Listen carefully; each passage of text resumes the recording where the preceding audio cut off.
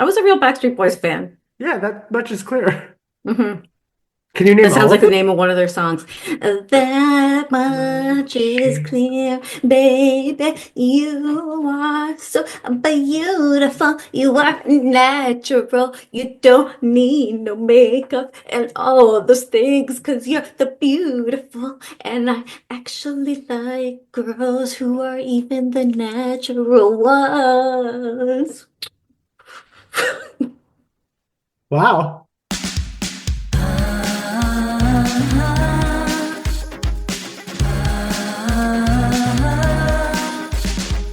Look right into your podcast app. You'll see there's a discourse happening. Is this book a masterpiece or problematic?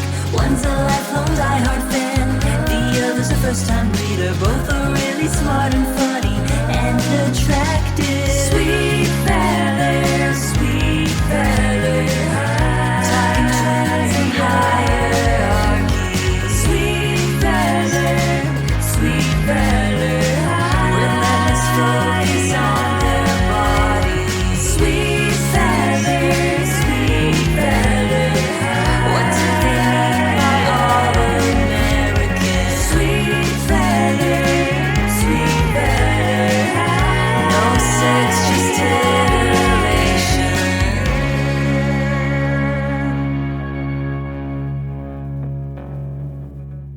Hi. Hi. Sorry, can you hear me? Yes, can you hear me? Yes. Wonderful. Are Elizabeth Everybody and Todd? get up, it's time to slam now. We got the real jam going down. Welcome to the Space Jam. Great Here's your chance, choice. do your dance at the Space Jam. Alright.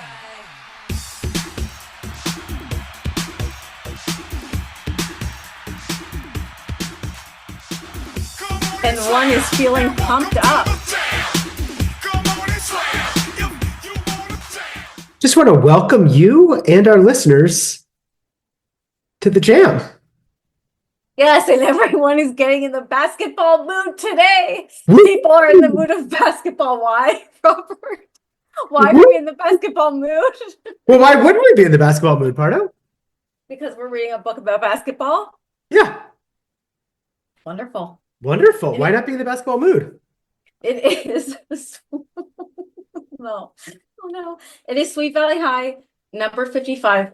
Perfect shot. It is the basketball book. Although I have to adjust my space heater because it is winter's bone out here. I mean, it got really, really winter to where it's bitter. I haven't seen that movie. Is it about being cold in Toronto? No, Jennifer Lopez. Jennifer Lawrence plays a cold Torontonian. I assume I never seen it either. Well, if we've both never seen it, then I have a really strong feeling about it that I think I should talk about for the next 15 minutes. Okay. No, just, you know how I like to give a long speech about Oh, things I you're haven't being seen. funny. I'm just like, yeah, okay, go. Go off, girly. And are you still jet lagged? Are you feeling I guess I feel sleepy. Am I coming down with a cold? No one knows. Probably. what's your symptoms? I had my throat was killing me yesterday. And my nose was runny. Today, better. I'm laughing only because I'm having a tension in my mind right now with half of me wants to be honest, but half of me knows the power of manifestation. So I don't want to put something out into the world. But I mean, for me, it always starts with a sore throat. And the other day, it was like Wednesday night, I had a conversation with Sip, and she's like, I don't know if I'm getting sick or not. Like I had a sore throat, but now I feel okay. And I'm like, oh. And in my head, I'm thinking, yeah, you definitely are. Because at least for me, it's always a sore throat. And sometimes you get that trick break in the middle where it's a sore throat, and then you feel normal. You're like, oh, it wasn't that, but it's always coming the next day. But I don't want to say that because I did recently see an Instagram video with a neuroscientist explains like the neuroscience quote unquote of manifestation. It'll like literally kill me.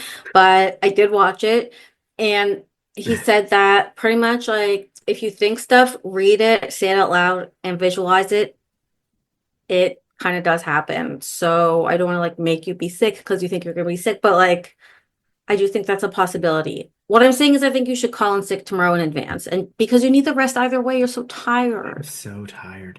If this is just a trick break, as those in the medical community call it, what do you think is coming down the pike for me? What do you think I have in store? If it's anything like what me and Laura have been through, it's not pretty. I mean, we're talking weeks. Weeks, plural. Of what? What's happening? And then today she started to get a lump, a dry lump, she called it, but she went to the doctor. It was just a lymph node. It's sort of trying to cope, or in the way that lymph nodes are coping. I don't know, but it's viral apparently. But anyhow, listen, hopefully it's not a fake break. Hopefully that was just an isolated sore throat. I don't know if that's something you experience. I don't necessarily experience. No, I don't. I never isolated have. sore throat, especially if it's at night. That's always the really bad one. Wait, so what? But what is coming? So I'm gonna like just have a dry lump in my throat? Hell, no, you're gonna feel like shit. You're gonna be like congested. You're gonna be coughing. Remember my whole lozenge thing and the Oh my Buckleys? God, the lozenge of it all. Buckley's, if it's what I had, Buckley's will become meaningful and relevant in your life in ways heretofore you could have never imagined possible. Okay. But Robert, we live in different climates. Plus, I feel like we have different sort of constitutions. Like our bodies don't always respond to stuff the same way. I don't know why I'm saying that, but like my heart's just telling me it's true right now. I can't really think of an example, but like, I don't know. Do we use the same products? Do we have the same like So, because skin you don't use concerns? Like, skincare products, famously. I'm just thinking, like, what do we have in common in terms of how our bodies, like, Nothing. you're not lactose. You know what I'm saying? Like, Yeah. we're not the same in terms of We both that. love So, pizza. Is that something? who said I love pizza? When I I visited love you, we pasta. had. I love pasta. Oh, I love Domino's. But like, if you're asking me what's your favorite food, I would never say pizza. Why Sorry, I are just we feel talking? like you're actively gaslighting me. When I visited you for 4 days. We got Domino's 3 times. Oh, you're telling me that was because of me only? No, You're telling not me I only. forced I'm you to just eat saying. Domino's 3 times? I'm just saying. That's Did a I woman who lock loves. you in a trunk? Did I make you like Elizabeth, Robert? Why did we bring that up? Because I'm worried about getting sick. Oh yeah, so I think you might just be fine. That's what I think. I think you're probably just fine. Okay. Well, let's manifest that, baby. No dry Okay. lumps. No dry lumps. Is a wet lump um good? Stop. Do you have a 6-word review for this book? Um, yes, I do. What? Women's boundaries are just suggestions, I guess. Absolutely. Absolutely. Do you have a Because it's like, well, especially if it's a scenario where it's like, girl, you know you're so beautiful. Are you What? trying to sing You Don't Know You're Beautiful by One Direction? Oh no, I was more making that be like a generic that type of song.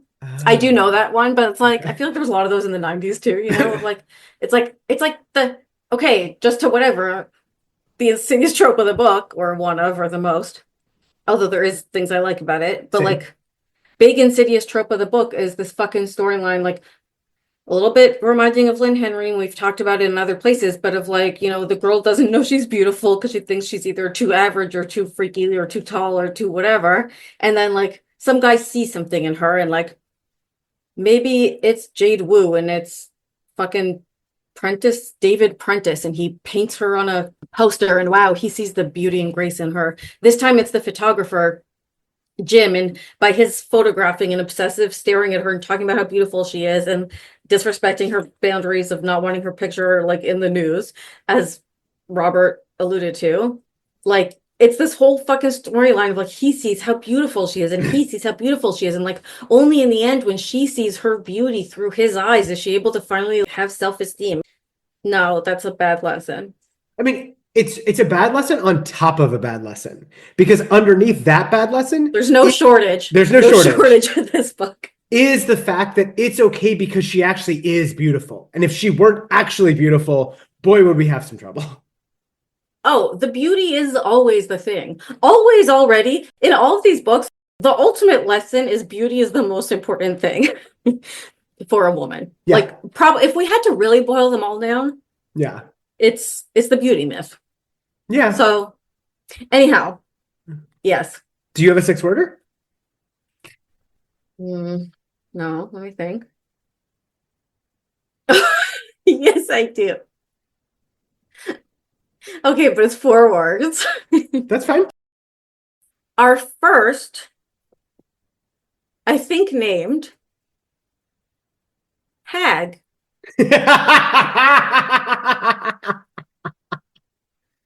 And are you using, I mean, you had two extra words that you could play with. Are you like thinking about like an F slur hag? Is that what you mean? I would never say Okay. such things. If you wanted to say such a word, that's between you and your community and your God and your sort of panels. But I would never say such a thing. But I think, we know the sort of dramatis persona to whom I refer Sure. with the word hag here. Yeah. I don't know if you want to elaborate, but let's just say there's a ballroom dance coach in this book Who is unbelievably handsome.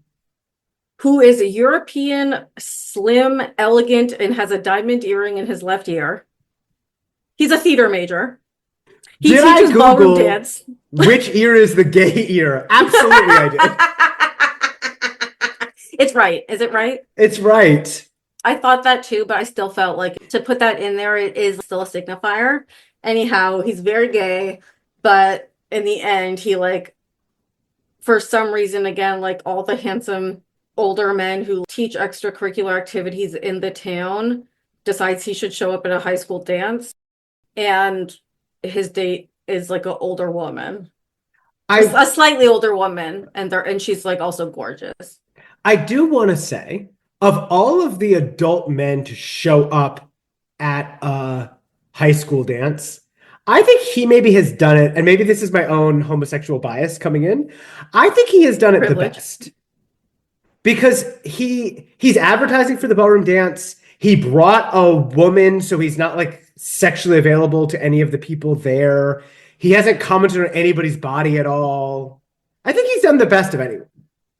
I 100% agree. I Thank you. concur. Like, I don't, again, like, he shouldn't be there. There's no reason for him to be there. But of the ones who do this type of thing, like, also him being their dance instructor has a lot of opportunity for touching, and it has a lot of touching Yeah. and stuff. And I actually think, like, in contrast to the basketball coach who, like, takes every chance to put his arms around all the female students, the ballroom dance instructor who actually does need to be touching them when he's demonstrating dancing doesn't really do anything creepy. I thought he pretty much was kept it pretty kosher. I thought.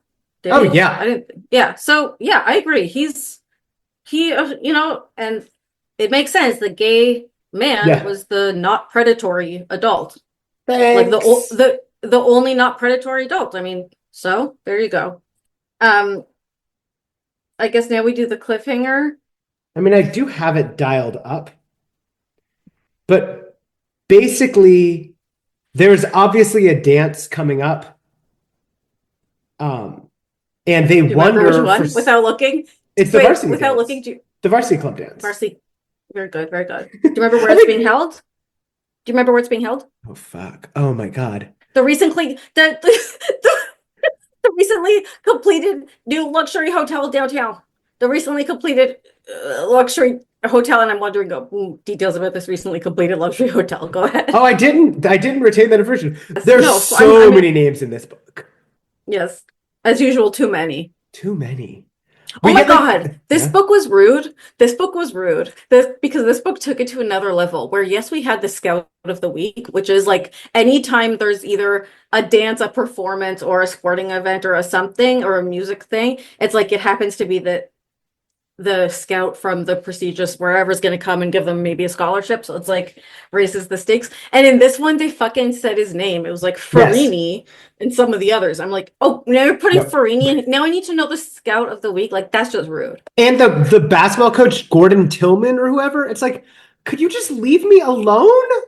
Yeah, it's like, I don't feel like I'm going to meet him again. And plus you're making me learn this guy Greg's last name, which kind of looks like Tillard. It's like Hilliard or something. And Hilliard, yeah. Greg is one of these sort of I don't know what's the word, kind of fly by Nancy's, where I don't know, they just kind of drop in for a book, you never hear from them again. Yeah. It's like he should get on a boat with fucking Jennifer. What's her name? Sure.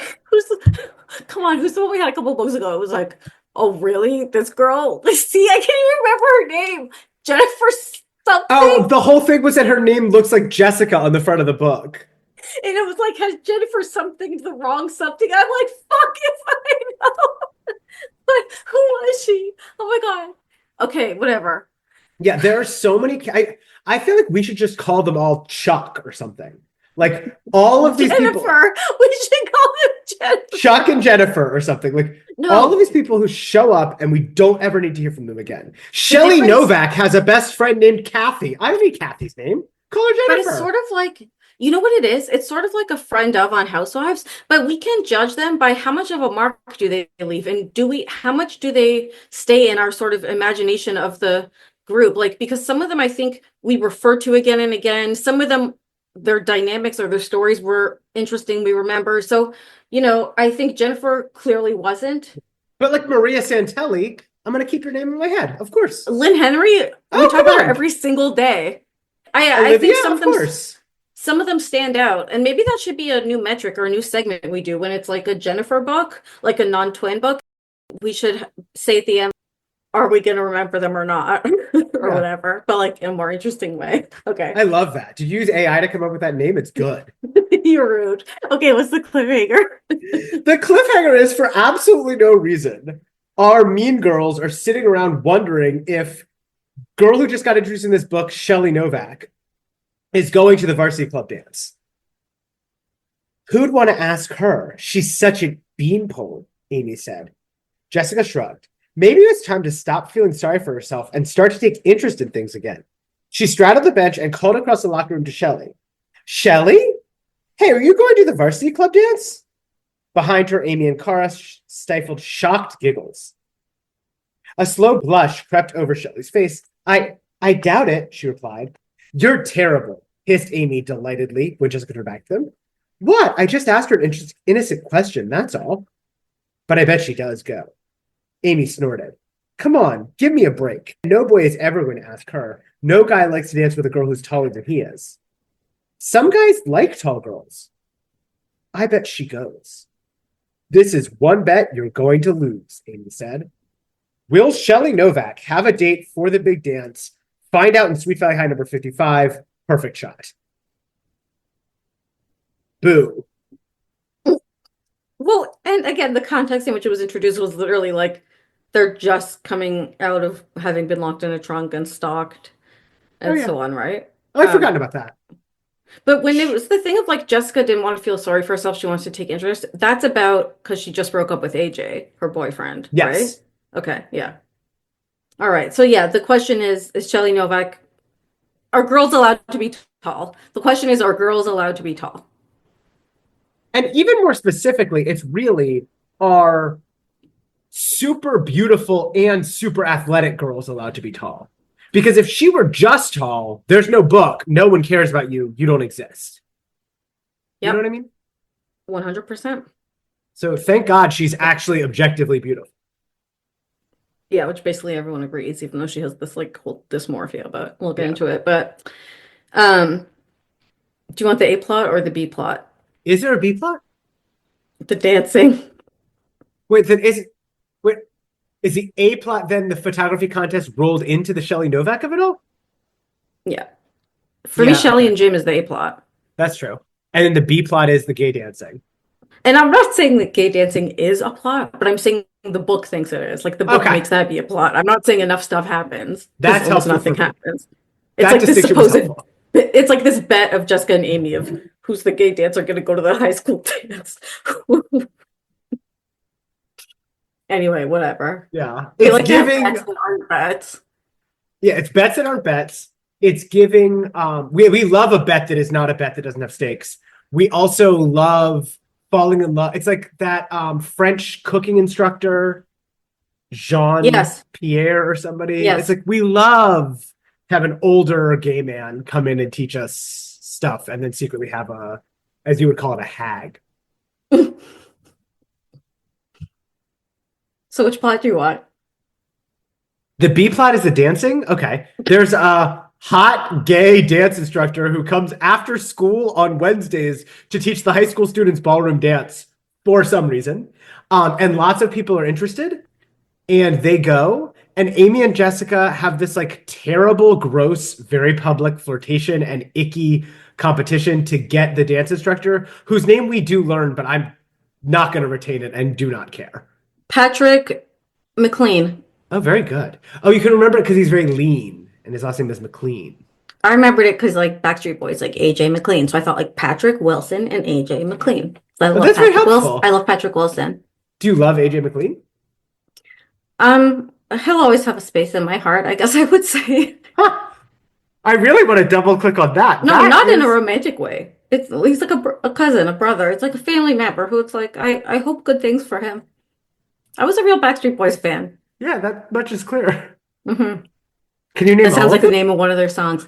That much is clear, baby. You are so beautiful. You are natural. You don't need no makeup and all those things because you're the beautiful. And I actually like girls who are even the natural ones. Wow. Am I wrong? Wonderful. Am I wrong? Wonderful. Am I wrong though? Seriously. Wonderful. Don't say wonderful. Stop. Okay, which plot do you want? I was already doing the AJ McPatrick Wilson clean. Patrick McLean. So he comes to teach dance lessons, and the girls are fighting over him. And the first day, not that many people show up, even though they named tons of people who were there. And then the next day, 40 extra girls show up because they hear this homo's really hot. And Amy and Jessica are competing to get him to go to the dance with them, and then just to get the first dance with him at the dance, which is nothing. And then he shows up with his own hag, and that's nothing. And then there's a dance contest at the dance to win tickets. To win free ballroom dance lessons from him, and that's nothing. And then there's nothing. That's the B plot. Oh my God, I have a lot to say. Number one, first of all, they did the thing again where Jessica and Amy are competing for this guy. They show up, they're both wearing the same dress. Neither gets him. And it again was ripping off or the reverse. I guess this thing ripped it off. 90210 when Brenda and Kelly had it. And we already put it in our works cited because it already Yes. happened to Jessica and Lila. So they did the same bit and didn't even reference when it happened to Jessica and Lila. And I was kind of like, that's sort of annoying. Yeah. What's frustrating for me is like, you know more about these books than the writers of these books know. I don't yet. I'm still trying to remember what's a Formica table and what's not. But you, like, you know, Well, you it's because deserve there's better. multiple of them. I mean, if we think that there's multiple writers, we then should say, wow, we are praising you for how much you do keep consistent. No. No? You're right. Why am I being so What? judgmental? Mm-mm. They're getting paid. They should have a Okay. Bible where they like keep track of at least the basic things that happen or people's names. I Or know. whether I the have tables to are Formica or not. I have to imagine there is a Bible because if we start, for example, mapping things out and we see like things aren't where they're supposed to be, that'll be really upsetting. But like anyhow. Okay. The A plot is Shelley Novak, excellent basketball player and famously tall girl, is slow to notice the nice guy, Jim, who is like interested in her because she, like many girls before her, is very focused on the wrong guy. The wrong guy in her case is this guy, Greg. Daniels or something? What's his last name? Oh, uh, hold on. If we can get, no, don't, Robert, do not look it up. It's If we not can get Daniels. back to the basketball coach's name, what was the basketball coach's name? Because this guy's Greg's name, it was like Willard. So I feel Oh, like Greg's was isn't like it Hilliard? Yes, Hilliard. Hilliard. Hilliard and Tillman? Or do you want me to look it up now? Don't look it up, but yes. So let's say Greg Hilliard, whatever. Literally never going to see him again. I don't even believe he ever existed, but sure. Oh, that's feel an like- interesting reading of the text. I feel like there's been a lot of Gregs. Am I wrong? Yes. Like, okay. Anyhow, she likes this guy who isn't necessarily demonic, but is like not whatever. He's like Fine. their next door neighbor. They've been friends all their life, but it's like she's friend zoned by him because he only wants to talk about football. But she keeps being interested in him, even though he's into someone else or whatever. And when she finally is like, hey, you would never think about asking me to the dance, would you? And really makes herself vulnerable and really does the scary thing. he laughs and is like, "What? You and me? We look ridiculous. You're so much taller than me." And he basically does that thing of confirming her worst fear and her Yeah. worst insecurity and like laughing at her. And it's like, that moment. Can And we pause for a second? mhm. Just because we're never going to get through this book anyways, but this is such a good illustration of how everyone always says like, "Oh, the worst thing that can happen is he says no." It's like, no, that is so far from the worst thing that could happen. The worst thing that could happen is he could laugh in your face and say, "People would think that was ridiculous. You can't possibly be serious. You're so much taller than I am. That is like, it's a great illustration of that." Yeah. Because in the Yeah, book, no, it literally they say the worst thing that could happen is he could say no. And it's like, yeah, well, and then later when she's like so paranoid with Jim of like, "Oh, you just want to laugh at me. Everyone wants to laugh at me. Look at the tall girl, look at the tall girl." And you're like, "Wow, this girl's paranoid." It's because that literally did happen to her, you know? She starts spending time with this nice guy, Jim, and they're in ballroom dance together, all of them. Meanwhile, Jim is a hobbyist photographer and he is very humble and doesn't seem to have necessarily professional ambitions. But Elizabeth and Jeffrey see his photos and really encourage him to enter the local contest being run by the Sweet Valley News newspaper. And they're looking for emerging photographers and they're going to print the winning photo in the newspaper. And Jim's saying, "Oh, little old me." But they really encourage him. And they especially encourage him when they see this photo he took of Shelley. He had taken a photo of Shelley, and there's a lot in this book of like back and forth of her basically having to reiterate to him like 800 times, "I do not want you to take my photo. I don't want to look at these photos, and can you stop talking about them?" And and if you take a photo of me, do not show it to anyone else. I exactly, like destroy it basically, and like don't ever do it again. And he basically like wants like he's conflicted and whatever, but he basically keeps disrespecting that. Liz and Jeffrey encourage him to enter the contest, and they say this photo of her, it's like so amazing. It's like that's clearly the contest winning photo is this photo of her. And he's like, "Okay, I am going to." And he takes it to Mr. Collins, who is the liaison between the Sweet Valley News and the photographs, meaning he drops them off. We love to have a title, it's good for the resumes for these guys. Anyhow, Olivia, who saw the photo, then spills the beans to Shelley of like, "Oh, beautiful photo that Jim submitted to that contest." And Shelley's like, "What?" And then she flips out at him and gets super mad. And then he begrudgingly withdraws the photo from the contest. And they both are like still kind of mad at each other, slash awkward, slash not able to communicate authentically with each other because I think it's like they're both pissed off and they both have some pride, but they both still really care about each other and kind of want to know that that's mutual, even though like already they've kissed and already they've whatever. They were like starting to date kind of, but then this photo thing exploded all that when they had this fight. It's kind of making it like he's not being allowed to like explain himself. There's this idea that there's a sort of misunderstanding happening, and I yes. think it'll be very interesting for us to unpack exactly what's going on with their communication and this dynamic and the who's understanding what and what's not. And I do think there are some really realistic and as you would say, I would say you would say well observed moments that I loved.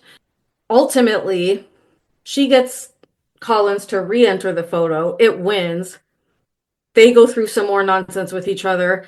And then it's like the third playoff of the playoff games. And the first one she did bad, and the second one she did good. And the third one in the first half she does bad. And then she writes a note to Jim saying, "I'm in love with you." And she sends it through the bleachers and she watches as Maria passes it to this one and they run up the stairs and they ba ba ba ba ba and it's whole thingy to get the note to Jim and she sees him look at it and open his eyes and then gives a nice big smile and she says, "Yay." And then she plays well and she wins. And then there is what I wrote down as the most random, superfluous fucking dance contest in history because you're like, okay, Shelley got her photo that everyone is obsessed with and is so gorgeous in the paper. She got MVP of the year at this Varsity Club Awards. She won the playoffs. Everyone's like obsessed with her. She's like having this amazing moment. She is on decent terms with Greg and she is super happy to now be with Jim. Everything's going amazing. And then it's like, Gay Patrick is like, "Oh, and let's have a dance contest, and I'll give a year free lessons at my studio to whoever wins it of all the kids." And then the final four is fucking Shelly, Jim, Greg, and Carol. Oh my God. Have you ever seen that movie Bob and Ted and Carol and Alice. What's it called? Bob and Carol and Ted and Alice. I don't Oh my know. God, Robert. It's like from the 70s. It's about two straight couples who are like, what if we all like, it's like two of them come back from this retreat and they've been being like California hippies and learning about like free love and shit. And they Okay. come back from this retreat and it's Bob and Carol and Ted and Alice. And they say to their friends, like, hey, let's all do friggin' free love together and like, let's all fuck together, the four of us. And the movie is like, are they going to do it or not? The cover of it is the four of them in bed together. We really do love you. And we really do love you. We love you too. Here's a toast to Bob and Carol and Ted. That's- The grooviest people I've ever known. Okay. It's a crazy movie. And that is relevant here because it's four people's names and four people's names? Because it's like Shelly and Jim and Greg and Carol. Carol, it's because they're such 70s names. Okay. Yeah. Shelly and Jim and Greg and Carol. It's like Carol and Ted and Alice and Shelly. It's like it's all the same. It's like, Okay. you know. Anyhow, and then Shelly and Jim win, so now she has free dance lessons on top of it. So she's having a great week. Yeah. She also, you left out that she, Oh, because has she a was, makeover. well, her mom gives her a makeover, which we've seen before, of course, very silver door coated. She also wins $1,000 as a college scholarship for being MVP of the year for the varsity club, which also makes no sense because she is certainly going to get a college basketball scholarship. So what are we doing? From Farini. We didn't. Yeah, it's like, guys, connect some dots first here. It's like, remember when they did the sea lion and the seal and the planetarium and the planetarium/aquarium? It's like, can you just connect these dots and make it simpler for everyone? If you're going to mention that the scout's there, the thing she wins should be the scout scholarship. You know what I'm saying? We don't need to throw in this random $1,000 or whatever. What are you Googling? Scout scholarships? I just wanted to see if his name was Farini. But I Scout scholarships in Santa Barbara in the 1980s. Okay. So that's the plot. Do you want to guess the taglines? oh God. But Is What? Shelley Novak too tall for any man? basically. Anything Can else? Shelley get a date to the big dance?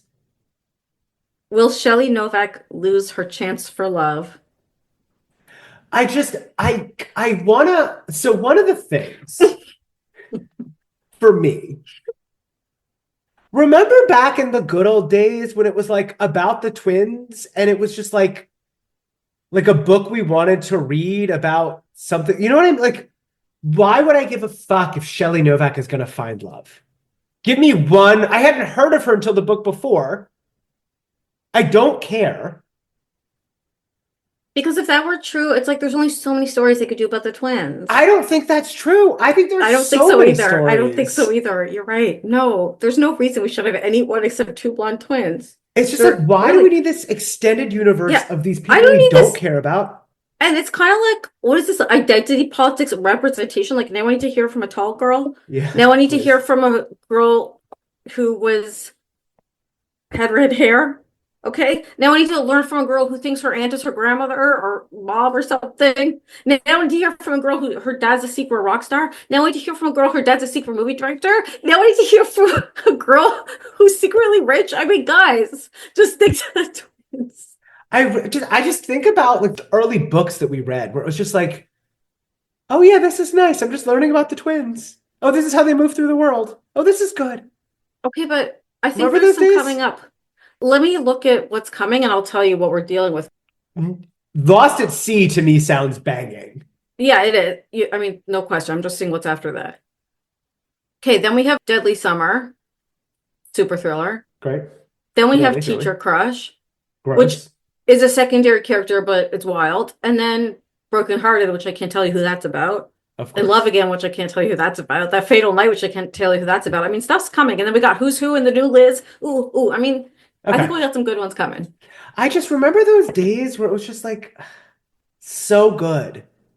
I don't care about Shelley Novak. I don't care if she finds love. I'm sorry. And maybe that makes me cold-hearted. Maybe that makes me small-minded. Maybe I lack empathy or I'm not a good person. I can't hold space in my heart for all of these people. And I mean, it's I not because never she's said tall. I never said I cared about Shelley Novak. I absolutely don't. But Okay. and of course I prefer reading about the twins. Okay. But I still get something out of these ones. I love this book. I still enjoy it. Oh, you did? I mean, yeah, it was a book I liked reading. I just wish it were about the twins. Well, yeah, of course, of course. Like, who do I have to kill to just get a nice, tight, solid book about two beautiful blonde twins dealing with high school? What do you think is the tagline on the back? A tall girl, dot, dot, dot. What about like picture perfect romance, dot, dot, dot? Much closer. Same metaphor, same, or not even metaphor, but same thing that you're talking about. I'm talking about pictures. Is it pictures? What Picture are like, this, dot, dot, dot. it might not be the word picture, but photographs. What are the associated? Images? How do they, Depictions? how do those get created? How do those get captured? Cameras? That's quite right. Lights, camera, basketball, love, dance? That would be amazing. Is there any words we could use about what's going on in our story to Who's describe behind the camera, dot, dot, dot? Very No. nice, but our central characters, how might we describe some of them? Camera shy, dot, dot, dot? You got it. You got This it. was fun. You were much more willing to play with me for this one. I really appreciate that. That was very generous of spirit of you. Thank you. Oh, I didn't. Oh, okay. All right. All right. Want to see the cover? I do. I mean, Yeah, we got a tall girl you and a see, hot guy. like, you got to see her face and his. Oh. Like, this is wacky. Wait, sorry. It's super wacky. When you just flashed it at me and I saw it briefly, I thought tall girl, hot guy. When you look at it up close, they both look kind of melted, like they were Barbie dolls that have been kind of thrown into a microwave or something. She definitely looks melted. She definitely looks melted. Her features are, I don't mean this with love, wrong. I think Like, they were trying to make her have a prominent chin, but like something they did just made her face look like it's like as if she just had dental surgery. her nose is off center as part of it for me. Like her nose, her nose isn't No, between her because her eyebrows. nose is off center. It's the when she's doing this with her mouth. That's what she's doing. Like, 'cause I don't know if I'm gonna be able to do because I'm laughing, but she's doing like this. Like she's putting her mouth on one side, like Drew Barrymore. Oh, she's kind of. Oh, I love puppies.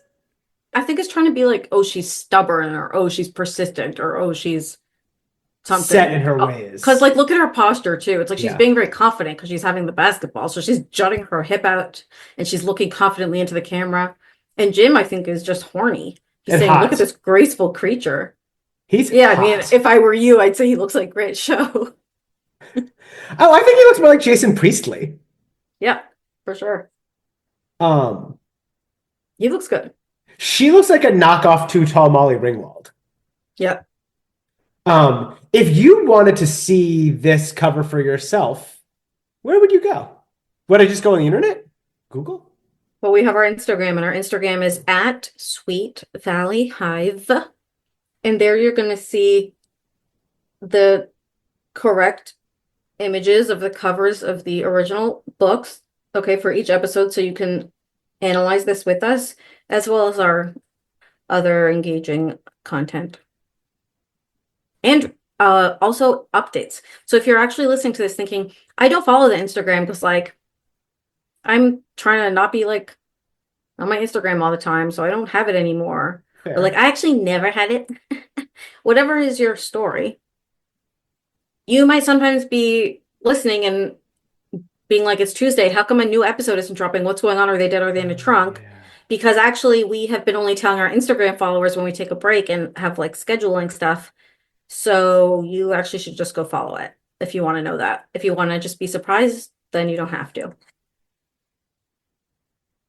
I like that you point out that so she is looking square in the camera very determinedly in a way that is not camera shy. He is giving her one of those. This is why you said he was horny. He's giving her one of those like classic 80s movies guys where they notice the girl and they're like, hey, like doing kind of like a double take thing. Oh, what would you call that expression? Like, what is the word for it? It's not a smirk. It's not a, what Is it is it? leering? Is he leering? Is it like appraising? You know how they sometimes are like, he looked at her with an appraising glance. Is it admiring? I don't know. I don't know either. Anyhow, it's good. I mean, it's well done, I guess. Yeah. The one thing I wanted to talk about was the use of props and the way that you said, like, she's very confidently, like, with the basketball in her hip, and he's holding the camera in the same way. And I think there is a reading of that that's confident. I also think there's another reading of, like, she's putting the basketball first, as if she's like hiding behind her basketballness, and he is hiding behind his camera. Robert, what you have just described and construed from this cover is such a beautiful articulation of what I think is one of the key and interesting themes of this book, which is we alluded to that there's some kind of confusing parts in the book around, like, are they misunderstanding each other? Like, what's exactly going on with their sort of failed communication, or like sort of stilted communication, or like inability to express themselves, and like, what is that all about? And I think, like, in this book, the whole debate over the photograph, they're able to sort of fight, and they're able to express their upset and their feelings when it's about these hobbies and not towards each other.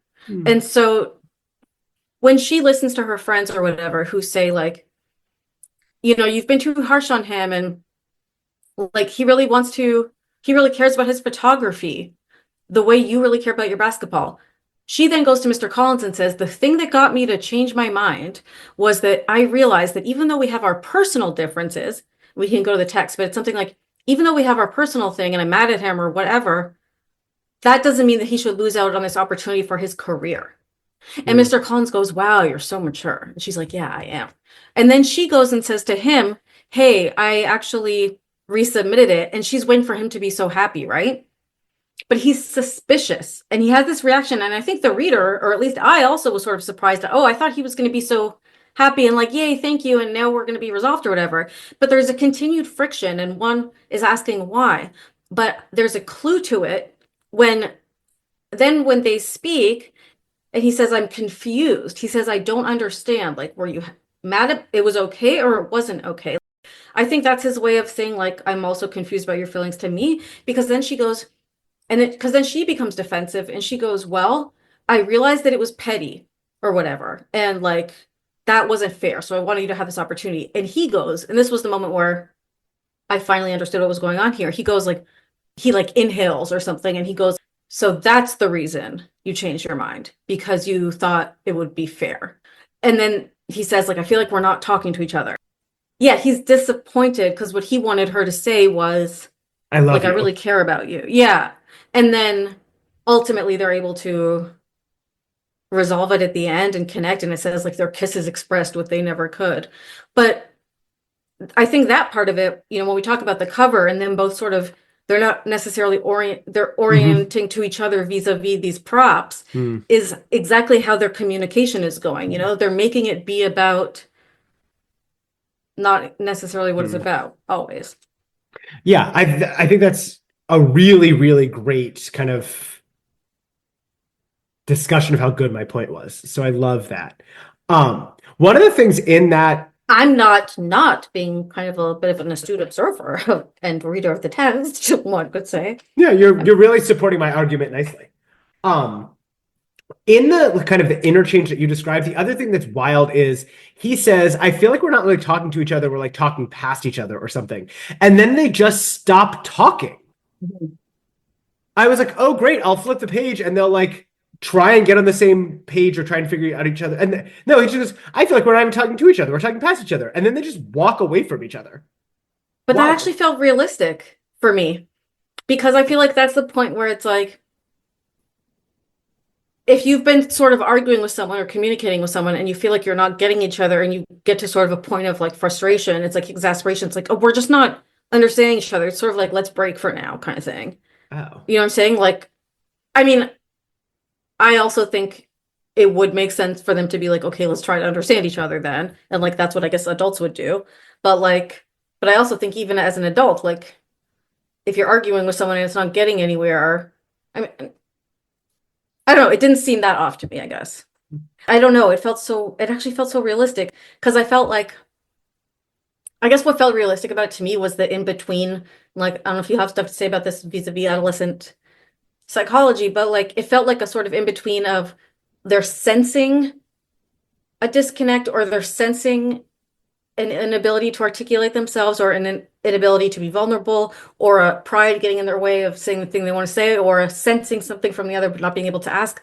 Whatever it is, like they're sensing that and there's an emotional intelligence there, an awareness there, but maybe the more childhood or the more younger thing is limiting them from being able to act on it in an adult way or like Yeah, in terms that of makes sense to me. communication.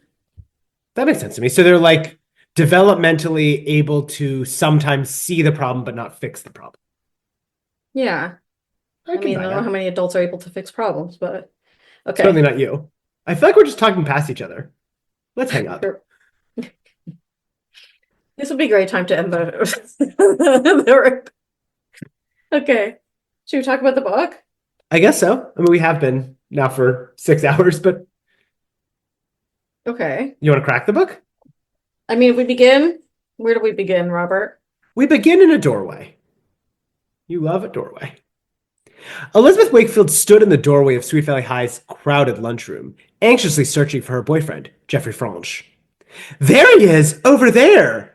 Enid Rollins exclaimed for some reason, pointing to a corner table. Thank you. Enid was Elizabeth's best friend, and right now, she was almost as excited as Elizabeth about what Roger Collins, the English teacher, had just told them. The Sweet Valley News was sponsoring a photography competition, and both girls wanted to tell Geoffrey about it. Geoffrey was an avid photographer, in addition to being an excellent soccer player and one of Sweet Valley High's most handsome juniors. What a sentence!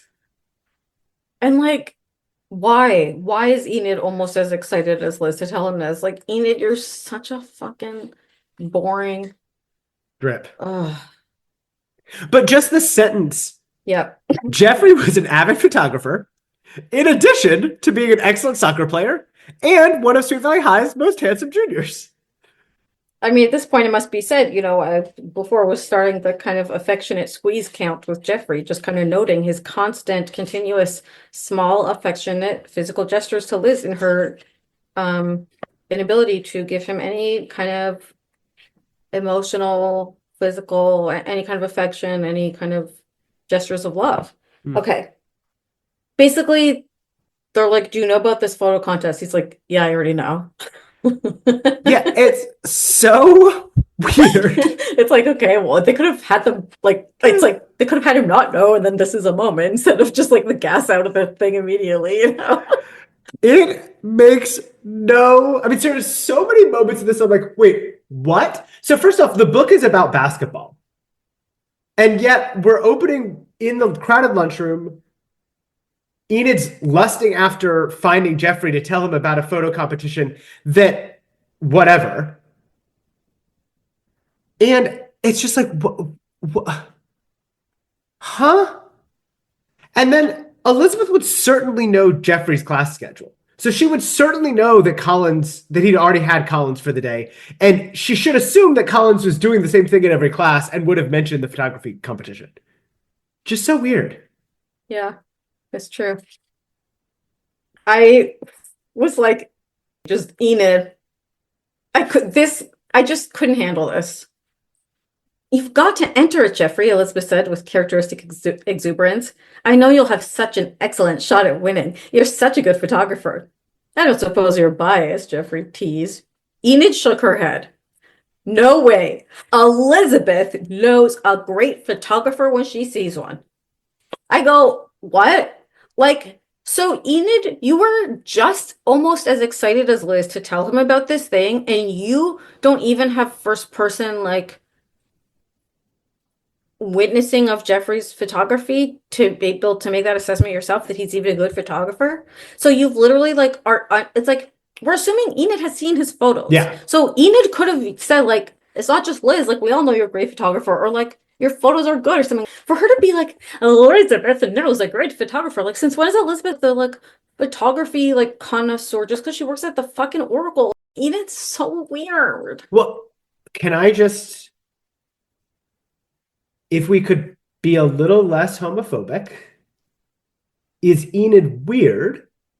Or is Or Enid she was lesbianically gay. in love with Elizabeth? And so when Geoffrey says, you're biased, Enid has two missions. Yeah. One is to defend her lover's honor, Yeah. and two is to erase the possibility that Elizabeth could be biased. Yeah. Enid's basically saying, Yep. oh, Elizabeth's not biased because she has no reason to be biased. She doesn't want you. She wants me. Robert, yes. Your analysis is very sharp today. Very sharp. That was a gorgeous interpretation. Thank you for sharing it. I feel blessed. Okay, I do. I appreciate the strong and vociferous agreement. It does. Your pointed use of the word today really does call into question our 70 previous episodes or whatever. No, But but I'm that's not fine. allowed to. But I'm not allowed to say. Of course, you're always so astute and so brilliant. But I'm not allowed to say I'm particularly in awe today. That's I fine. mean, some days it just we Yeah. We are talk saying, past each "Wow," other. even more than no. We're not ever doing that. Never. Blah blah blah. Okay. Then they go through this whole freaking rigmarole of what's Jeffrey gonna enter and what photos is he gonna enter, and Liz must help him choose. I'm like, what about your famous photo essay of Olivia that you like made such hay over and had to go to Las Palmas Canyon for before the sunset last time and like almost broke up with Liz over? I'm like, how about that photo essay that you put so much thought into? Yeah, I agree. But it doesn't come up. You know what does come up? Mm. What the prize Porn? is for win? Yes. The prize for winning is a video camera. And Jeffrey, I wouldn't mind winning a video camera. I could think of someone I wouldn't mind taking movies of. He winked at Elizabeth. Huh? And then Enid must assert herself. If you two start getting romantic, I'm going to have to leave. She basically says, well, she does two things. Something is the something of the thing, bias. But then the second thing she does, I just put a pin in what the first one is for a second. I don't know what the first one is. She's doing one thing. But then what she's also doing is she's downgrading it to romantic. It's like she's making it that there is no bias. It's like, because, oh, Elizabeth isn't horny for him. There would be no bias. She just knows a good photographer when she sees one. It's like romantic is better than sexual. You know what I mean? Porn is sexual. Not that they're going to say sexual in this book, but like romantic almost makes it like less. Yeah, it's like high school versus adult film. Yeah, like what Enid and Liz have is like freaking like for grown-ups only. The first thing that she's doing, do you want to come back to that or did you leave it? Because I have something. Oh, yeah. The first thing she's doing is she's giving an example of what a clear boundary is. She's saying, if you keep doing this, I'm going to leave. And that is an appropriate boundary. Which is interesting because this book is about kind of how far we can transgress women's boundaries. Mm-hmm. We get a rude moment where Enid's like, did you see the wild outfit Jess was wearing? And it's like their haha intro to their boilerplate description of the twins. But they never told us what the outfit was. Yeah. I'm like, so they just use that as a way to get into Jessica's wacky, wild style. And I'm like, that's annoying. I want to know what it was. I agree. Can we go to the Amy and Jess talking about Shelley and Jess being a feminist about women's basketball? Yeah. I mean, they're basically continuing their sort of assessment of her from last time. And Amy's saying, you know, she's a beanpole, and I don't think she's going to be going out with her to the dance. Just because, like, she may not have been planning to go before, but now that she's getting this award, she pretty much has to. Besides, I'm sure she can find a date. She's really pretty. And Amy's like, maybe she is, but she's about 6 inches taller than most of the guys we know. What guy wants to dance with a girl who's taller than he is? No one I know. Jessica couldn't believe Amy sometimes. Much as she thought her friend was a lot of fun, Amy occasionally surprised her with her mean streak. I think you have to be tall to play basketball so well, Jessica said. If we've got a chance this season, it's because of Shelley. And then Amy's like, well, it's not feminine. It's better to be a cheerleader. And then Jessica's like, well, I'm glad the girls on the team don't feel that way or we wouldn't have anyone to cheer for. The boys team didn't even qualify for the playoffs this year. And then Amy goes, so Twitter, you're such a girls sports fan. And this book is great for this kind of particular moment in which we find ourselves. A moment of Caitlin Clark frenzy, of Angel Reese frenzy, of everyone watches women's sports. I love that Jessica is coming forward and saying this. I do hate, and I guess we've already covered this once, the beauty myth of it all, but like, if you're a 15-year-old girl reading these books, you do just get hammered with the message over and over again that only beautiful people can find dates and love. And it's like in the real world, lots of uggos go to the dance with other uggos, and that's fine.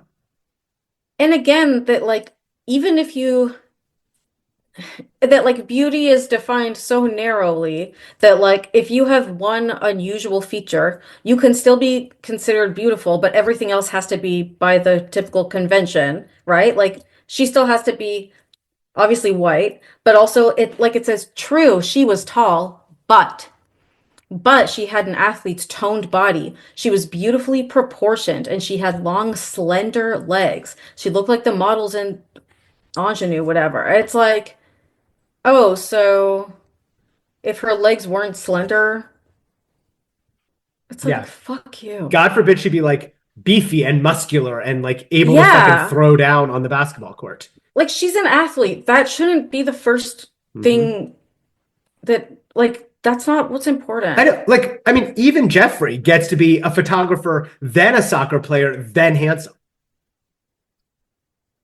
Shelly is hunching her shoulders. She's saying, I want to be normal. And it's kind of like tall poppy thing, you know? Yeah, I feel like everyone has started talking about tall poppy syndrome. I had never heard about it growing up or at any other point in my life, and now all I hear about is people being like, "Oh, well, it's like tall poppy syndrome, of course." It's like, I is it? only I only heard about it when I was working with Kiwis. Oh, And you only heard about it from Drag Race Down Under. that's true. Okay. But it reminded me of something, but I just put two in my mouth, so I can't say it. So you talk it out. I'll say what it reminded Well, me. what did it remind you of? I need to know. My friend Costas, Mm-hmm. he had all these interesting I bet he did. approaches to like appearance and style. Because he used to always be trying these ridiculous facial hairs, and I always yell at him, and it's like, what, this mustache, and it's like you just look normal, you know? And he'd be like, it's better to look interesting than good. It's better to try new things and have variety and experiment and like do something that's interesting rather than just what's flattering to you and like what looks the best. Like, yeah, there's gonna be something that looks the best, but like that's like a boring way to go through life and like, use your appearance. Why don't you just have fun and play? And like sometimes it'll look good and sometimes it won't. And like the other thing he used to say, so that's one thing Sorry, that I don't was he your friend who was like in the asylum with you or something? Where did you meet grad this school. person? He's a tenured professor like you, okay? He's very, very Of prestigious. what? Of bad fashion? He's one of the top in his field. And his field is bad fashion? And he has a very interesting book called Doing Style Oh, okay. about Is he like a professional stylologist? about masculinity and youth in Tamil Nadu. It's very good. Anyhow, that was one of his theories. But the other thing he used to say, which is more relevant to this, is she's always, her whole thing is like, I'm tall, I stand out, I look like a freak, whatever, I want to be normal, I want to be normal. And everyone's telling her about, like, this is how the models are, and Butterd's beautiful, and blah, blah. And then she tells Collins, and Collins is the only one who's kind of like, yeah, I understand. Like, sometimes the things that make us stand out, like, is what we're insecure about. And then he's like, but actually, isn't it ironic that those are often the things people are admiring about us the most? But just that piece of, like, the things that make you stand out, our whole culture, right, is about, like, a lot of times, like, the way it is with appearance, it's like, the advice and the guidance is to do things that make you blend, that hide the things that make you stand out, to like make you closer to the average, to flatten the curve, kind of. Sure. Right? So that's it's like what that was about. Flattening the curve was about style. So it's like if you're tall, you shouldn't wear heels, you know? If you're short, you should wear heels, right? Try to make everything sort of average. But Costas would always say, like, it should be the opposite. If you're really tall, you should try to make yourself look as tall as possible. You should wear tall heels and tall shoes. Why not exaggerate your features? Which we could discuss as being like a principle of drag. I think drag has a lot to say about this, right? But I think, and he'd be like, if you're fat, make yourself look fatter. Like everything doesn't have to be, oh, like, it's like wear stripes, make yourself thinner, or if you're this, make yourself that. It's like, no, why not exaggerate? That's fun. That's playful.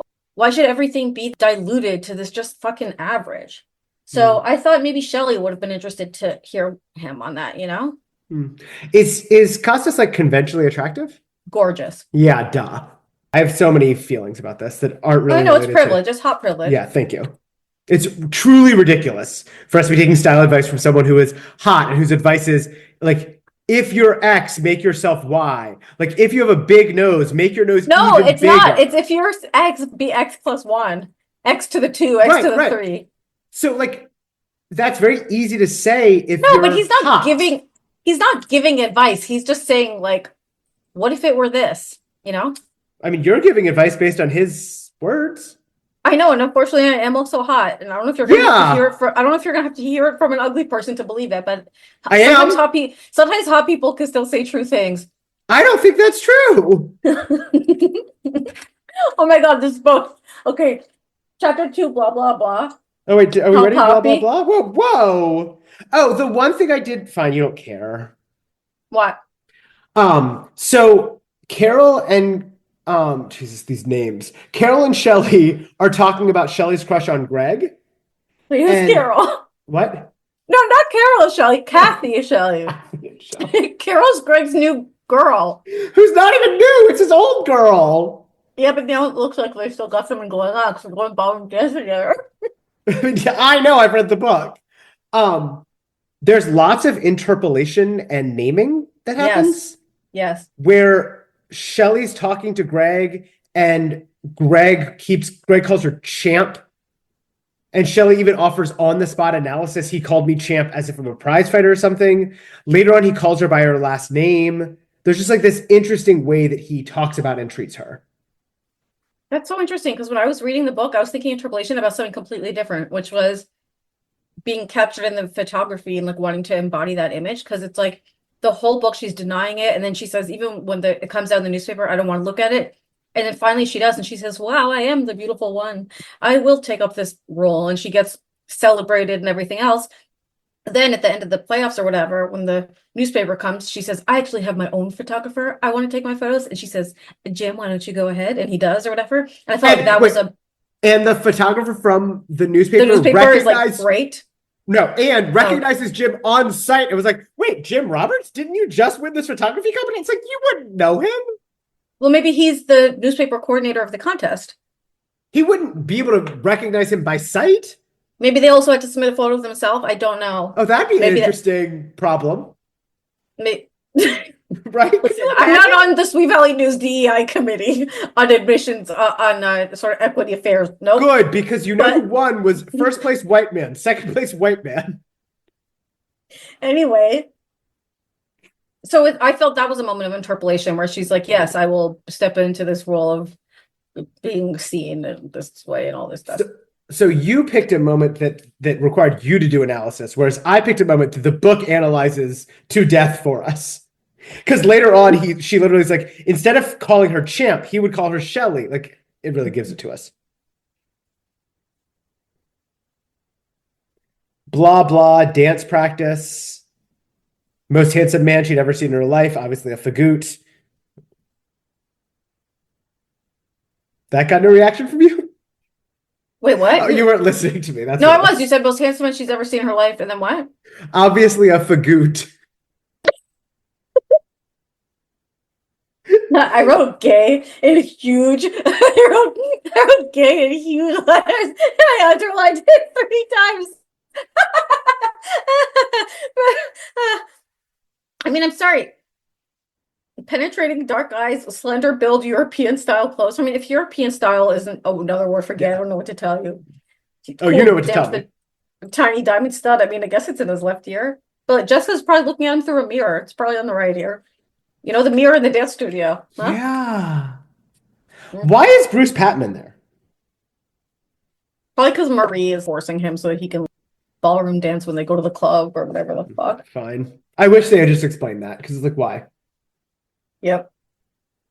Later in chapter 3, I think Shelley's walking home with Greg or something, and this is where she finally kind of gets up the courage to bring up the possibility of the dance and see if you might want to go with her, and we get the awful moment. Do you want to read it? No. Okay.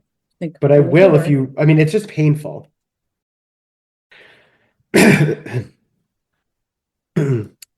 I'm trying to make my voice taller.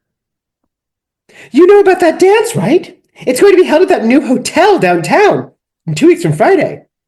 Yeah, I got an invitation from the varsity club too. Remember, I got a letter in soccer and another one in tennis. I know I'm not all state material like you are, but.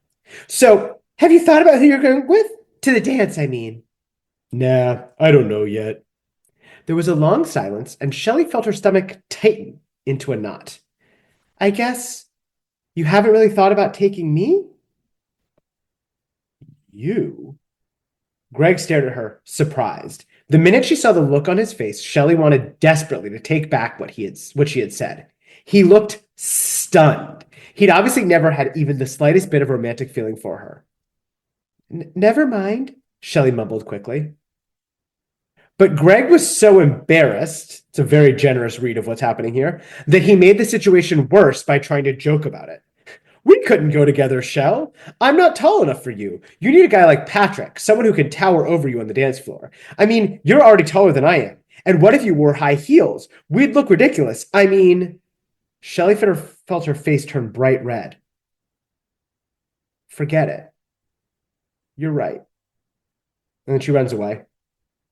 He made her feel like even more of a freak than she had before. And she thinks to herself, he was right. They would look ridiculous. But that was because she herself looked ridiculous. And she had asked him a ridiculous question. The shame she feels. The repeated use of ridiculous, it's like woof, woof. All right. We get a lot of game tape, let's say. Just a lot. And I love when Francine writes about sport. You know she sparkles. And it's like, okay, do we need it to be like a best of 5 series? Yes, we do. Because it does the thing that the books do, like, love to be the one to be doing, which is like build up all this stress. And it's like, oh, well, actually, this is just a game that doesn't really matter so much. So don't worry too much about this one. Save your worry for 2 games from now. So this is the one that goes bad. So this is the one that goes bad. She tells Jim, like, don't photograph me, because he photographed her. And he's like, okay. And then he asks her out and she says, okay, and they go get a soda or something. And she is very explicit. Look, I just have one thing to say. I don't like having my picture taken. Do me a favor and dump that roll of film. And it's so simple, what she says here. She sets a very clear boundary. She's like, why hadn't she noticed him before? And was he serious saying that stuff about her being graceful? Or was he just saying that so he could take more pictures of her? And it's like, there's this idea that she thinks that he's done some sort of scheme where it's like, later in the book where it's like, after they've been hanging out and kissing and stuff, and him always being like, you're so beautiful, you're so graceful, you're so amazing. Like, then when she finds out about the newspaper thing, whatever, being like, oh, so he really wasn't interested in me. He really was just using me to get these photographs. And I'm like, but wait, let's just think this through. So you're saying that, like, his plot here is to, like, find the ugliest girl he can, lie to her, tell her she's beautiful and graceful, so that he can take pictures and submit them to the contest as a joke because she's such a fucking freak. So the whole town of Sweet Valley can go, ha ha ha, ha ha ha. Like it's like America's Funniest Home fucking videos. I think you're okay. So I think yes, no. She literally says that at the end. She does. But I think it's more. It's not. I'm trying. Like, it's more freak showy.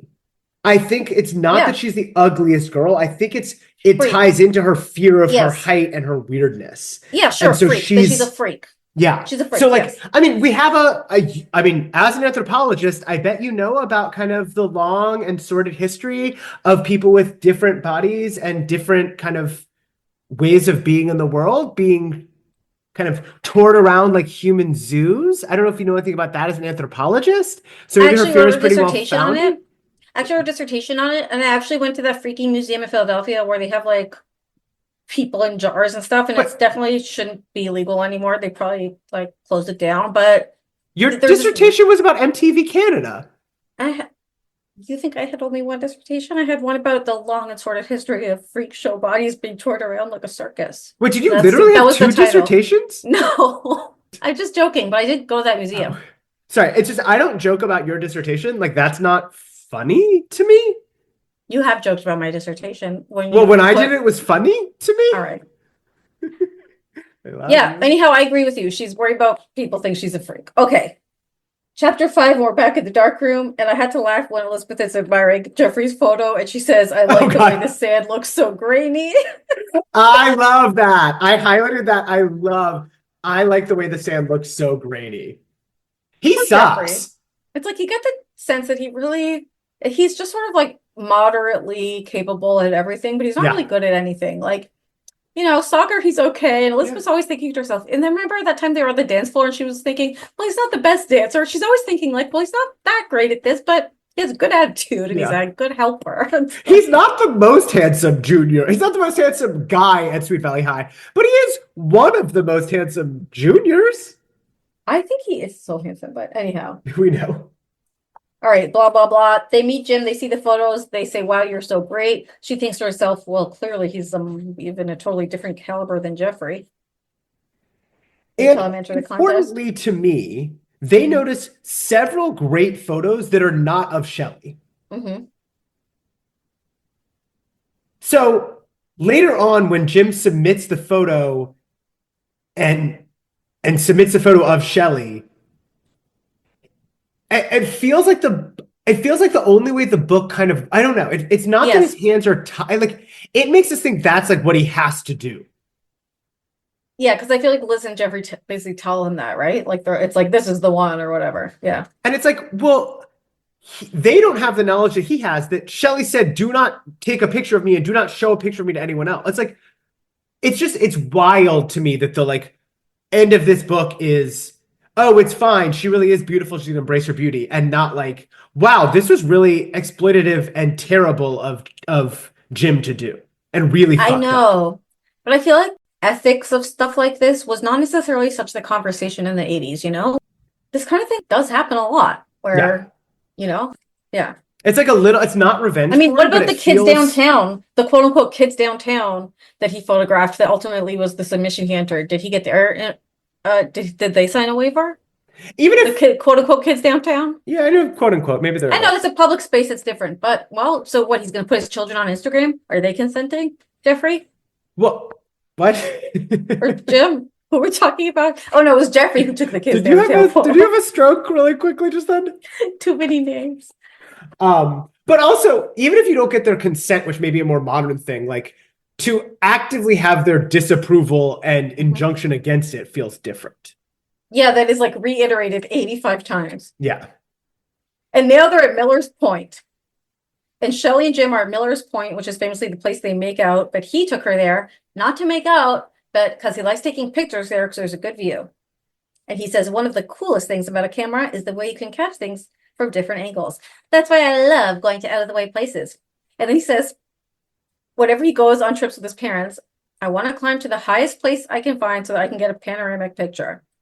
And I'm going, bro, he is the early version of these people, okay? These like influencers Sure. that are like going to the top of a building or the Grand Canyon or whatever and taking a selfie and falling and dying. And there are two movies I must reference. One is the thriller called Fall, Okay. which is like fiction version of this on Netflix, which is two girls climb to the top of a radio tower to take a picture. And let's just say the Oh. ladder they use to get up there, let's just say that ladder's not in great shape and the ladder might give way and they might be Stucksville with no service. Yeah. Let's just say, I do think, have you summarized that plot on this podcast before, or just separately in our recreational life? Separately. Then Okay. the second movie I saw was called Skywalkers. That was the documentary version, which was actually about a couple in love. And they would do this thing of like climbing to the tallest buildings. And I think the big thing that they wanted to do was like there was the tallest, the like new tallest tower or whatever in Kuala Lumpur. They were like trying to get to the top of that, but it's like impossible because it's like just like a stick or something. It was like, and it's illegal, right? So there's always like security, like stopping people from doing this. So they have to like sneak around security. They have to like hide in the middle of this like stairway for like days while the security's running around trying to like evade them. Anyhow, I don't remember if they die or not, or if they get to the top, but that was also interesting. And that's in Jim's future. He should be careful. It's interesting. It's like a broken palindrome with the Diver documentary you watched. Like, some are going up, some are going down. It all ends in death. Yes, I like when people are doing extreme things that are not safe. I And don't. when I'm not them. Yeah. Oh my God. I saw this. Okay. I saw this Instagram video today of a girl a shark, this huge tiger. She's trying to free dive with tiger sharks. Okay. Which No. you need to be very trained to do. And it's very easy to fuck that up. And she literally gets her head. The tiger shark comes, put its whole ass, her entire head in its mouth, like from behind. And she gets free and she's fine. Oh, good. But it was being used as instructive of like what not to do. Anyway. It was wild. You don't usually see that. A video of a person getting their whole head inside a shark's mouth and they survive up close. It was crazy. All right. Underwater. Okay. Let's just say I have kind of a phobia about that. Okay. That was such a specific phobia, getting your whole head stuck in a shark's mouth underwater. That's so specific. Well, Shelley has a phobia of having her pictures taken, so I was trying to get us back to the book. Oh, okay. That was a quote from the book. Oh. This book, the book we read for today. Okay, you're so beautiful. Why don't you want your picture taken? She says no. And then it said she has a glimpse of what it would be like to trust somebody. And I'm like, I wonder what Shelley's backstory is. Like, is she just not trusting anyone because like she was teased a lot? And we get a lot of reference to like, especially when she was younger, they were calling her rude names and so on. Is that what she means? Is there anything else she's talking about? I don't know. It's a pretty extreme statement of like what it would be like to trust, not even like a friend at school or whatever, or a boy, but like anybody. Like, did she not trust, like, have anyone trusted in her life? She didn't trust Kathy? Like, what about Kathy? What about her mom? Like, I don't know. It made me curious, you know?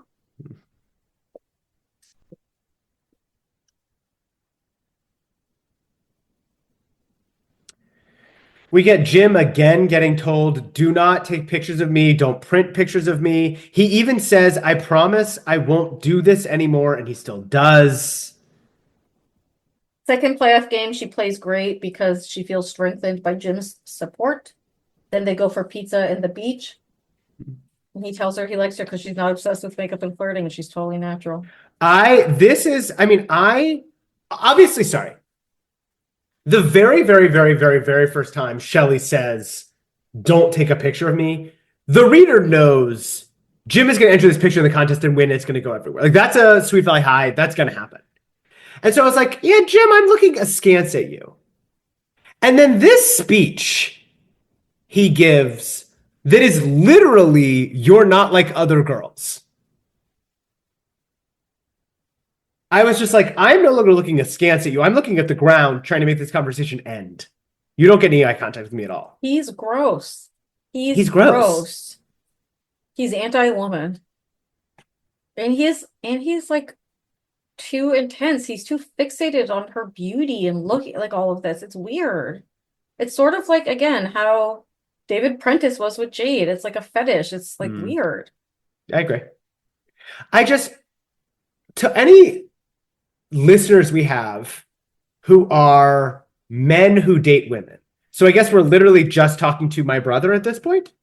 I don't think we have any other listeners. So I guess we don't need to go through this. But like, you could edit his speech so easily because what he's actually saying is really nice. The part where he like, you seem so yourself. I love watching you play basketball. You're easy to be with. You're totally natural. Those are nice things. You just don't have to be saying all this other shitty stuff. Right. And the natural thing about her appearance is also getting a little bit into the like, actually better without makeup. It's all a little bit getting into that because I think that's what he means by natural. That is what he means. I wanted to mean something else. It's like, it's fine for you to appreciate that, but within the context of all the other stuff, I don't love it. And it's just such an annoying trope. You're actually more beautiful without makeup, and I actually like you better. And you should be natural and blah, blah. There was a really interesting conversation. I don't remember what season or what country, but on Love Island, where like the men were talking about the woman, like describing one of them as not natural, or this one's more natural beauty or something. And they were super upset. And one of them like gave the men such a good explanation about why you shouldn't call women fake and about how loaded and fraught that is and how offensive it is. And anyway. I get it. If you're not into fake stuff or girls that look really fake, that's fine. Yeah. But if for me, you don't know the reasons why we've had stuff done. And I think that's really unfair. All right. He submits the photo. I just like, we get some of Jim's interiority to justify why he submits her photo. And it's just like he says no when Jeffrey suggests it. And then finally he's like, all of a sudden the desire to see Shelley's picture on the front page of the news next week was so strong he almost couldn't resist it. Wouldn't it make Shelley realize once and for all that she really was beautiful, that she had a way of moving that the rest of the world admired? And it's just like, I'm not going to be on your team. So stop trying to make me be on your team. And I think the book wants us to. Like, I think we're supposed to see it as, oh yeah, like, ultimately good or whatever. I agree. It's like, no. That's ideological, as you would say, I would say you would say. So ideological and not a good ideology, a bad ideology. Yeah. Ugh. Okay, more photography. Olivia spills the beans to Shelley, but we already talked about that. She's thinking, oh, I guess he was just spending time with me so he could take my picture. I guess He loves that's a big embarrassing me break. like everyone else does. We Kathy's- skimmed over the fact that kids used to call Shelley Novak the Towering Inferno because she I was so mentioned it. tall. Did you? Well, I said the kids used to call her by some rude names. Oh, I think it's important. I mean, Towering Inferno is a really good one. And so I think we should. Okay. Because I mean, she has They red also used to hair. call her the halfback hunchback. Yeah, that I didn't like. That wasn't good. It wasn't Okay. clever. Okay, but Towering Inferno you like. Well, because All she's right. got hair and she's tall. Yep. And Towering Inferno, that's a good reference for kids to get. Kathy again forces her to tell her what's wrong, and she's like, you should let him explain. And then she tells her, basically, you have a self-esteem problem. Basically, she says to her, I think it's worth you talking this out with him, but I think you have a problem with your self-image, Shelley, and that isn't going to go away by not speaking to Jim. It's something you're going to have to deal with by yourself. Which, by the way, not for nothing, also is true, okay? And I think, like, yeah, like, certainly, categorically, it's wrong that Jim entered her photo against her explicit consent. And she does have a self-image problem that she needs to address. Okay. What's doing with the head? Yeah, I think you're right. I was, when you said needs to address, I kind of was like, I mean, in her own time, what adolescent doesn't have a self-esteem problem or self-image problem? Yeah, but it's getting pretty, I mean, she's pretty paranoid. Like, she literally thinks, like, I know it happened once or twice or whatever, especially in junior high, but so she literally thinks the whole town's fucking laughing at her, which sometimes they are, but, like, not everyone. Yeah. Sorry, I guess. No, but it's like debilitating at this point. She's gonna not go to the varsity club thing and get her award. She's like, they're gonna have to send it to me. She's gonna start not leaving the house. I mean, come on. Did I ever tell you about my newspaper photo story? What happened? I can't believe it hasn't come up yet. This is, I mean, I can't believe I just am thinking about it now. Yeah. And listeners, this is gonna shock you, and you shouldn't be taking a drink when you hear this because you're gonna spit it out. Hot? It's not about me being hot. It's about hottest person in Virginia Beach, Virginia. It's not about me being hot, which is it's gonna be confusing. So in 6th grade in Virginia Beach, there was like, basically we got like a dusting of snow, and that meant that the school grinded to a halt and we literally lost a week of school. And so they wanted to make up the school days, and they wanted to make them up on Saturdays. Saturdays, of course, is Shabbat to our Jewish listeners. And so my family and the 4 other Jewish families in Virginia Beach like went to the school board and were like, this isn't okay. Like, you shouldn't do this, whatever. And so the newspaper did a story on our family and our like protest. And I am quoted as a 6th grader in it saying, if you don't go to school because of being Jewish, you should definitely go to temple instead of going to school, because otherwise it's like cheating God. Which is a same thing for a 6th grader to say.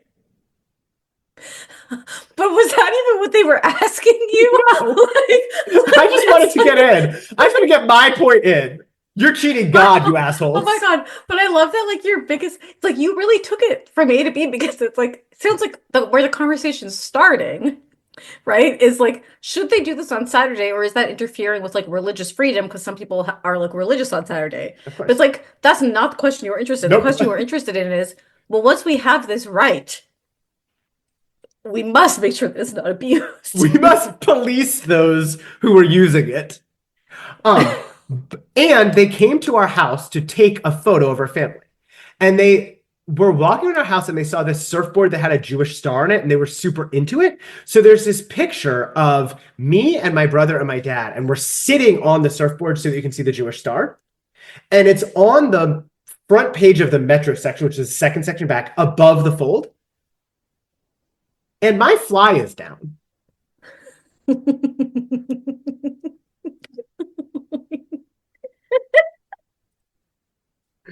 And Wait, can you see like underwear or something occasionally? Like what exactly can you see?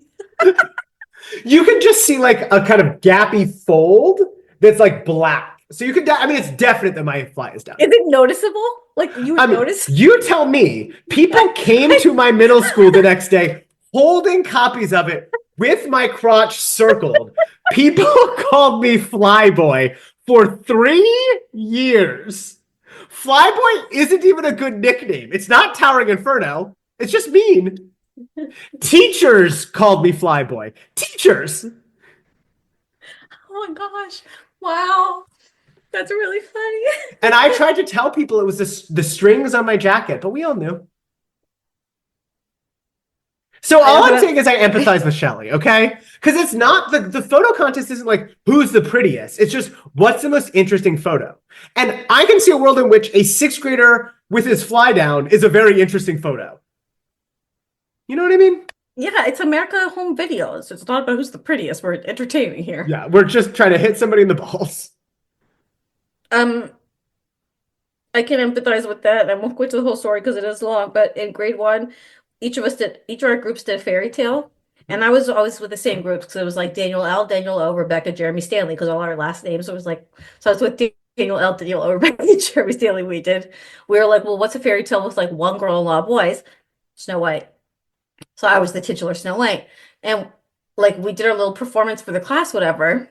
And they took a picture and then they put the pictures up and I went to see the picture and this kid from the grade above me came down and was like pointed, laugh, laugh, laugh, laugh. You could see my underpants and you could see my underpants in the picture and it was like one of the most humiliating moments of my whole life. And everyone was laughing. A, I empathize with you. I'm really sorry. And B, that makes more sense about why your first immediate question was, could you see your underwear when your fly was down? It makes a difference of how embarrassing, like, because it makes a difference. It makes a difference. I've told that story to hundreds of people. No one has ever been like, could they see your peen at all? What could they see? Was it underwear? Was it peen? Was it just a shadow? No one's ever asked. But we all come from different places. Because I'm a visual thinker, okay? So what I'm picturing in my mind's eye, I try to understand. Am I just seeing the fact of it not being zipped? Or am I actually being exposed to what lays underneath? How much exposure? It makes a difference. It does. I'm not denying that it's extremely embarrassing even if there's no underwear exposure. But I needed to picture it. Thank you. Because it's also another layer of like vulnerability. Then they know what kind of underwear you wear. I would happily have changed the article to be sixth grader wears whatever kind of underwear, I'd make that deal with the devil. Tell us, what was it? At that point, I was wearing boxers, just like a loose boxer. Okay, now what? Oh, I guess we keep going with the book. So then she's like, well, maybe he should be allowed to submit the photo. Okay, so she calls Jim. Wait, can I sorry, I know that we're belaboring this. I really like how Shelley does. So Kathy comes at her and says, maybe this competition was really important to him. Try to imagine how you'd feel if he asked you not to play basketball. Wouldn't you be upset? Kathy, that's absurd. It isn't the same thing at all. I never asked him not to take pictures, just not to take pictures of me. Correct. It's like, oh yeah, duh. So there doesn't need to be a book anymore. Shelley should go burn his house down. That's it. Yeah, yes. Then she talks to Jim and he's like, I withdrew the photo. And now they're tense with each other. And then Kathy has a pineapple orange juice. And Kathy's I like, well, don't Shelley. understand why these podcasts are 6 hours long. I mean, we're only hitting the most important parts of the text. And then she's like, well, maybe. And then she's like, okay, well, I'm gonna go to Mr. Collins's house. And it's like, oh, because she babysat Teddy once before, she felt comfortable just showing up at Mr. Collins's house. So she does, and he's like, hi, and she's like, like all the stuff we said before. Put the photo back in. He's like, okay. In getting Mr. Collins to put it back in, she says, I think Jim deserves recognition for his photography, and I think he ought to compete. I'm sorry there was a misunderstanding between me and him, but I don't think that ought to ruin his chances in the contest. And the scream that I screamed at this point, a misunderstanding, like, this is gaslighting. He has gaslit her, she is gaslighting herself. It was not a misunderstanding. She was very, very clear in her boundaries, and he did not respect them. I'm so mad. Right. No, it's because I was thinking, like, well, is there a misunderstanding? Like, that's not the misunderstanding, but it does feel like there is a misunderstanding happening in their communication. Yeah, but she Like, says there was a misunderstanding. Like, that's not true. No, I agree. I agree. All right. We learn Jeffrey won first place, or sorry, Jim won first place, Jeffrey won second place. Jim's like, what do you mean? I took it out. And Collins is like, but Shelley put it back in. What? Why does Liz go to the office with him? It's so weird. We have to tell our listeners this. Come on. Okay, you tell. No, I've been talking so much. Are you joking? I've been talking so much. I told a 6-minute monologue about my fly being down. Although, to be fair, you then told a shortened version of your story that featured the names of all of the other kids. Daniel L. Rebecca, Jeremy Stanley. That's the third time. We were always together from grade 1 till I don't know when. Daniel O, Rebecca, Jeremy Stanley. I'll never forget those boys. Okay. So Collins is basically like, Liz, why don't you come too? It's so weird. So it's Liz, Jeffrey, Jim, Mr. Collins. So confusing. And he's like, well, how did I win if I took the picture out? And Collins is like, well, Shelley put it back in. And then they have their moment where, like, they can't communicate. He confronts her, and she tells him, I was being a poor sport. I mean, you're a really talented photographer, so I asked him to put it back in. And he's like, I feel pretty stupid. I thought you didn't want it published. Then I found out you don't mind. And she's like, why is he so, bless you, like, why is he so upset about this? Like, I thought he'd be grateful. And Robert's having a sneeze fest. And then she becomes curt and she says, well, I'm sorry if I caused you trouble. I realized I was being a poor sport and I realized I was being unfair. And he says, so that's what changed your mind. You were being a poor sport. And then he's frustrated and he's like, I feel like we keep saying the wrong things to each other. And she's like, knows what he means. And they're both feeling uncomfortable. Now, and this passage needs 2 editors at least. Even in your description of their conversation, she says the thing about being a poor sport twice.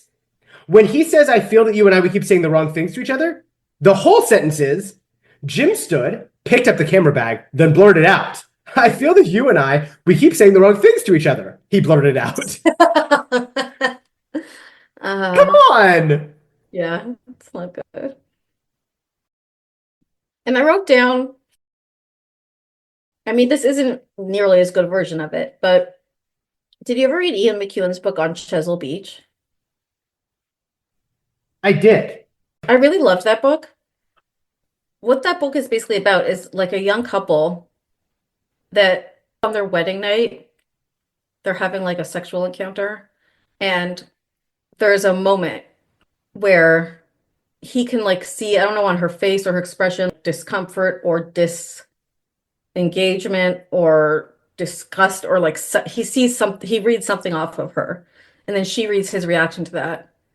And then it's like the next 20 years or whatever their marriage, they're like alienated from each other because of this distance that just builds based on that moment. And you see that they each like don't fully know what was going on in each other's heads at all. And it's just like their reading of each other's expressions or whatever in this moment led to this escalating thing. And like it turns out that she like had all this shit to deal with and it wasn't about him, and like she had some trauma or whatever. But like, I don't know. The reason I love that book is I just thought it was so well done in terms of showing how like distance can build when there's a small misunderstanding or just kind of like, what are you thinking? What are you thinking? But both people are too scared to clarify it or address it and how that can build and build and build. And I felt like this was like, it's not that, but it sort of reminded me of that. And I liked that because that feels like realistic. Wonderful. The end of this chapter, when Shelley's mom is like trying to be giving her tough love about her self-image, she's like, I'm going to take you down to the hospital so you can see all the kids born with like no limbs, and then you'll see if you really have something to feel bad about. I mean, everyone freaks out about the pic. Everyone loves it. They're all clamoring to tell her how gorgeous she is. All right, then she looks at the picture and she says, wow, I guess I actually am beautiful. And suddenly she's no longer beautiful because she knows she's beautiful, and you can only be beautiful if you don't know you're beautiful. That actually doesn't happen, but I would like that to happen. And then it's the third playoff game. She's playing bad. She sends him the note. Plays good. I hate to do this. I didn't want to correct you earlier. I mean, I did want to correct you earlier, but I didn't. What? It is, of course, the fourth playoff game. Oh, what happened in the third? We won. So this would let us close it down. I thought that was the second. We did. We also won the second. So it was lost 1-1. 1? Lost 1, 1-1, 1-1. No, I'm not saying one. I'm saying WON. Don't say if we say like each game how it went. It was like lost 1, 1, 1.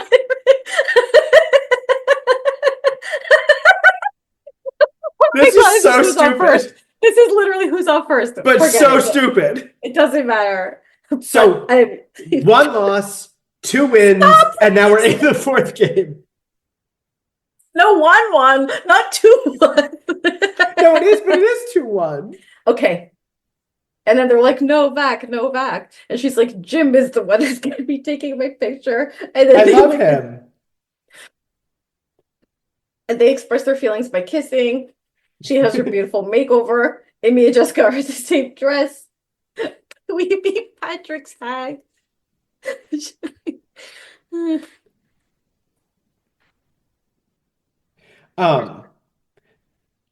Jim tries to offer Shelley an apology, and at the beginning it's great. It's hard for me to imagine it given how pretty you are, but yes, it makes sense. And I think I'm the one who owes you an apology. Oh, that was what pissed me off. Sorry.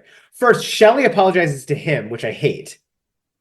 And then he says, I owe you an apology. I should have respected your feelings and known better than to enter that contest. Or I could have at least submitted another picture. And I was like, yes, great apology. And then he goes, it was just that I really did fall in love with that picture. It's like, nope, you blew it. I know. We're getting ready for the dance. We're going to the dance. I thought it was wild that Patrick is wearing a tuxedo. I also thought it was wild. So one thing I don't understand is, so the varsity club dance is for only the people who got varsity letters, right? And for all of the impressive athletes of the year. So then is Liz there?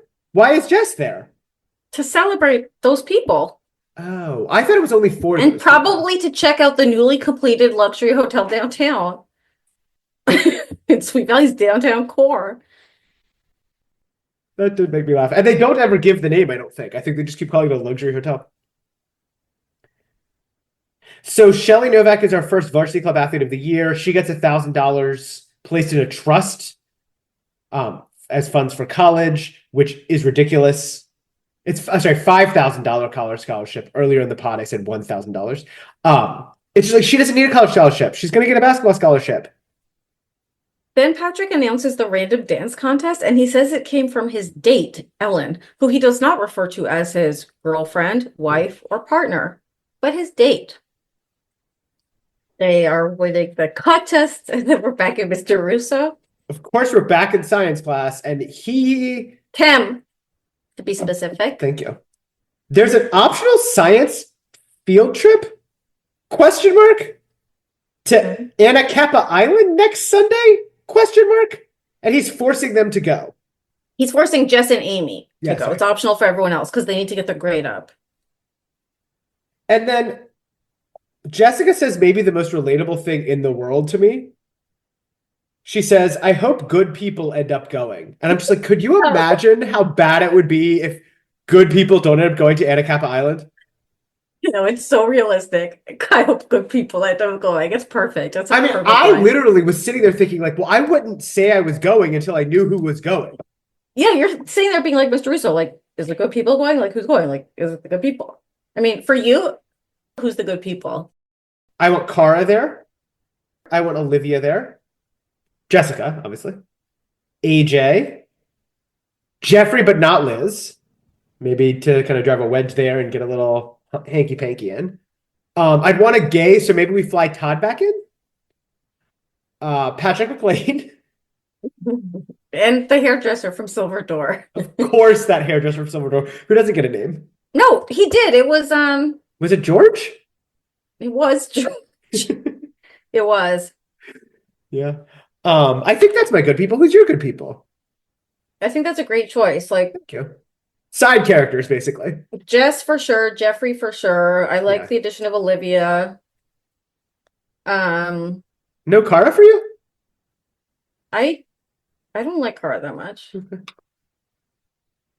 Johanna, I'd bring Johanna. Okay. And then maybe a couple random guys that like know how to have fun, like a Ken Matthews. I knew you were going to say Ken Matthews. But so the cliffhanger, Oh, yeah. right? The actual cliffhanger is, will the science field trip go according to Jessica's plans, which is to meet an interesting boy and have fun? Find out in Sweet Valley High number 56 lost at sea. Huh. I guess we'll never know. We'll have to wait until Lost at Sea. Do you have any predictions? I don't think that the field trip is going to go according to our plans. No, I think they're going to get lost at sea. If you are too tall, If you are being the too tall one, you should wear don't high heels and be slouch. even taller. Yeah. Have good posture and embrace your height. When you're on the plane, it's going to be a struggle. On the plane, it's not going to be enough room for you, and you're not going to have enough leg room, and you're going to be feeling uncomfortable.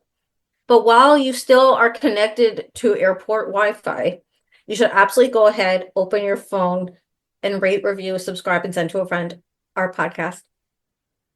And you should also know that we have a YouTube, and you should go to our YouTube, which is YouTube/Sweet Valley Hive or something. Yeah. No one does, but you can if you want to. Let's see if it works. Try going to it. I mean, I know it works. It's just no one does. Well, we haven't told anyone about it. Why would they? I was thinking like the internet would just get it there.